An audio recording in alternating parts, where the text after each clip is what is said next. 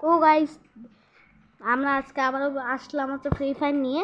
তো গাইস বলতেছি কি আমার আইডি যে লগ ইন করতেছে না, দেখো এই যে দেখো log in failed please try logging you out first.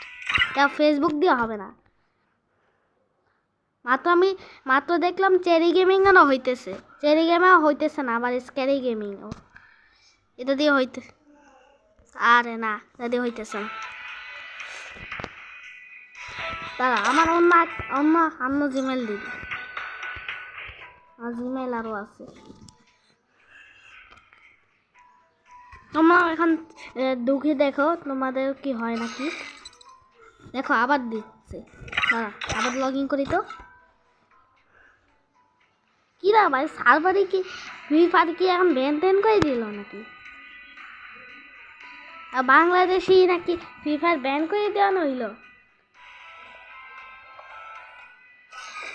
Logging failed, আবার বলি logging failed please try logging out first.